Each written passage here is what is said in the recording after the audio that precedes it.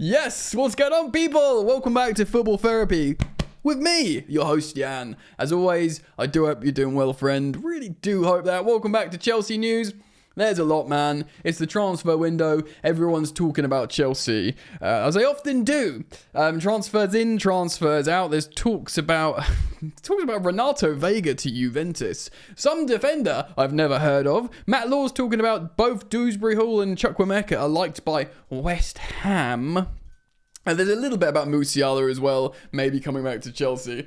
But I don't know about that, guys. We'll see about that. But I'm really delighted to say this video is brought to you by my new partner, Stocks FC, which is great fun. It's a stock market exchange for players. You think you're good at fantasy football? Well, this is an opportunity to take it up a gear, guys. Honestly, it looks really, really cool. I'll show you my portfolio in a moment. It's not a get-rich-quick scheme. It's not gambling. It is 18+, but it gives you an opportunity to earn some money on a stock market regarding football players. Like, this is what I've just done recently. I'll show you my portfolio. I've bought some stocks in Bruno Fernandes because I think that geezer might suddenly find a bit of form.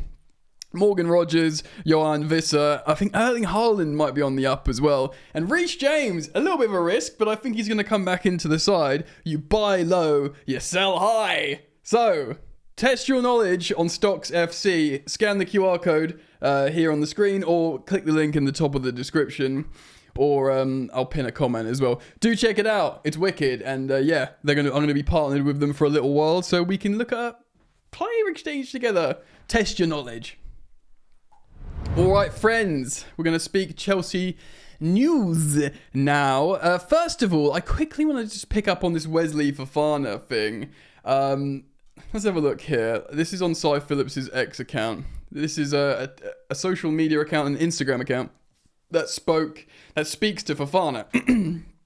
And he thought, he was out for the season. We've spoken about this. And this is what Fofana messaged back. He said, "C'est pas vrai, je ne suis pas out pour le reste de la saison. Je ne sais pas pourquoi il dit ça, mais c'est pas vrai. Je suis de retour dans 4-6 semaines." Which is basically saying, I just wanted to show off my French there. He's basically saying it's not true, right? He's saying, I'm not out for the rest of the season. I don't know why he said that, but it's not true. I'll be back in 4 to 6 weeks. The controversy continues with Wesley Fofana. Very, very interesting, especially when we're being linked with defenders now. We know Maresca loves Wesley Fofana. I do genuinely believe that. I think a lot of managers love him, but I think maybe now he just doesn't trust the fitness, as is probably the case with most Chelsea fans. Worried about him. But we are being linked with other defenders, right? This is a TBR exclusive on the Boot Room. I'm getting all my words mixed up. £25 million defender, right? So this guy is called Abdul Qadir Kusanov. I did my best there, guys. Chelsea and Man City are in the race to sign this defender who plays for Lens. He joined them in the summer of 2023 for just £100,000, a week's wages for Mykhailo Mudryk. That's how much this player cost. That's now playing the France top flight. So back in October, this publication reported that both Tottenham and Newcastle are keen. But now, it's even gone up a level with Chelsea and Man City. I'd say Chelsea and Man City are a tier above Tottenham and Newcastle. Sorry, Spurs fans. Actually, I'm not sorry. So yeah, look, man, this guy is a 20-year-old. He plays for Lens. They'd want up to £25 million for him, but this would also include bonuses and add-ons. So not an overly expensive player, but boy, howdy. For a player that you bought for £100,000, 18 months later, to sell him for 25 million. I'm going to quickly do the maths. 250 times the amount you bought him for.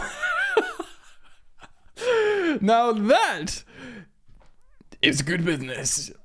Ultimately, I don't really care if we're signing a good centre-back for that. But it's another 20-year-old, isn't it? We've been speaking about how we need some sort of leadership for the 18-year-old Joshua Champong, for the 21-year-old Levi Colwill. But look, man, whatever. Ultimately, if this is a profiling thing, I mean, the scouts, the scouting network, the sporting directors, they should be working with Enzo Maresca, right? Surely they've seen enough to be like, okay, let's see if we can build something here with the right players for what is seemingly the right manager. I don't know about this Lens defender. If the story generates momentum and picks up, I will of course do a stats deep dive here with you guys on X Value. We can have a little look at him, look a bit closer, but as the story picks up. But in the meantime, it's an early embryonic story phase.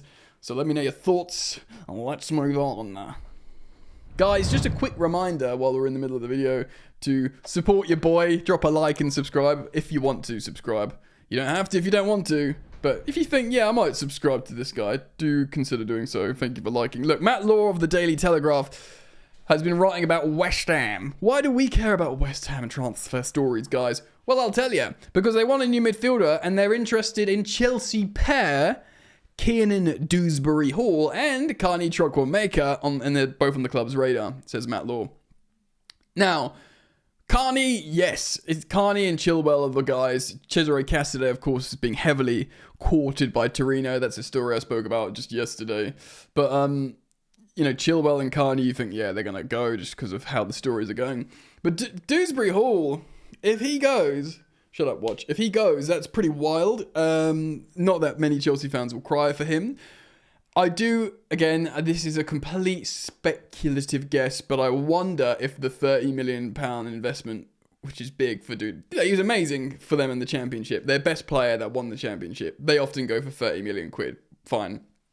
But I do wonder if there wasn't a huge market for him and it was inflated price because we took the manager. Sometimes stuff like that happens, like Jorginho and Sarri. I literally just spat on my mic. Gross. I don't know if that's for sure, but I don't think Chelsea fans will miss them terribly. Carney's got a very high ceiling and big potential, but you know, I don't think he's... Well, he might be the solution to our problems. Who knows? Like, in terms of number 8s. Because I heard CFC Central Sam on the Londoners Blue, I think, podcast talk about how Maresca is not getting the optimized productivity from his number 8s, and these guys are number 8s, but, I mean, clearly just not fancied. I think the problem is the more functional midfielders, you know, the Caicedo getting tired by the end of games because he's always played, and we don't have those rotational midfielder options like a Andre Santos, which we've been talking about. Everyone wants him to be recalled. Dare I say, a Leslie Ugachukwu as well. He could be offering some cover as well and fresh legs and energy. Yeah, that's a really interesting one. We'll see what happens. I do think Chelsea will make sales. Again, it's the very beginning of the transfer window still, but lots of stories are coming out, so, you know, keep it locked. All right, let's talk about this Veiga story. So this is on Calcio Mercato, yeah, which is an Italian publication. This is a translated article, so if it seems a bit weird, forgive me. The January market is historically a session that lives off opportunities, and so pay attention to one in particular that comes from London on the Chelsea side. The Blues are ready to let the wild card Renato Veiga go. Are we? Portuguese, born in 2003, he can play both as a central defender and as a midfielder in front of the defence. And he can play as an inverting left back, guys. In Basel, he had shown the most beautiful things... Oh, that's nice. So much as to attract the attention of Jeffrey Moncada for Milan. In-depth contracts, but then nothing came of it precisely. And of course, Chelsea went on the offensive. He's been offered to Juventus. In recent days, Renato Veiga was offered to Juventus. Cristiano Giuntoli has memorized the conditions showing a certain type of appreciation. The Portuguese can be useful because he's left-handed. Left-handed? He's left-handed. What the hell? Left-footed? Is he even left-footed? I don't even know. A characteristic that's lacking in the current squad. I guess left-footed. None of you guys are left-handed. I am. An intermediate. Okay, look. Calcio Mercato is a big newspaper. It's a big publication. Do we believe them that... that we've offered them Renato Veiga? Maybe, because Chelsea paid 11 million quid for Renato Veiga, right? 11, not much. And he started competitive games for Portugal since we've signed him at centre-back. He's young. He speaks like 1,000 different languages. He's like he's a good character. He's one of the boys, but he has been on the naughty step for Chelsea, which is not something I've spoken about on the channel. But he was dropped with Noni for behavioural stuff. Maybe it was an opportunism buy him. Maybe Chelsea are offering him to Juventus because they feel like they can immediately double their money for a player who's not playing Premier League games, who played league phase Conference League games, but now we've entered the knockouts, which don't come till friggin' March in the Conference League. Maybe we're thinking of registering Cole Palmer, Lavia. Maybe we're thinking of starting Nico Jackson in those games, and just to get the trophy, ensure it, lock down Europa League as minimum qualification for next season. Like, you got to win the Conference League. And therefore we're going to play a stronger side, so we don't have these Conference League phase players anymore. And if you can double your money for Renato Veiga, they might do it. I don't like it because I think Renato Veiga's good. I don't think he's great because I have been frustrated with certain elements of his game when he does those fouls into the back of players, like pushes them over. He has graceful moments. He can go up pitch. And of course, he's very young. So it'd be so dumb to just judge him now in terms of this is the player he is, because he will get better. He will. If Chelsea for some reason do want to sell him, I think they're in a strong negotiating position and just will absolutely bank a profit on him. They've made a few good signings for little money, like him and Santos and maybe Cassidy. We don't know if we'll get profit for him, but certainly other players have represented good purchases. I wouldn't feel overly comfortable with selling Renato Veiga, but maybe he'll get loads of first team minutes for Juve and he just simply won't for Chelsea. Let me know your thoughts on that. Let's move on. So we'll do a little bit at the end now on Musiala. This is a breaking Football Insider story from Pete O'Rourke. So he's talked about Man City giving encouragement to sign Musiala. But he's mentioned as well that it's not just Man City, that Chelsea have also, Liverpool, Arsenal and Chelsea and Real Madrid are keen on signing him. It's a notable point that Chelsea are keen to sign him because we had him.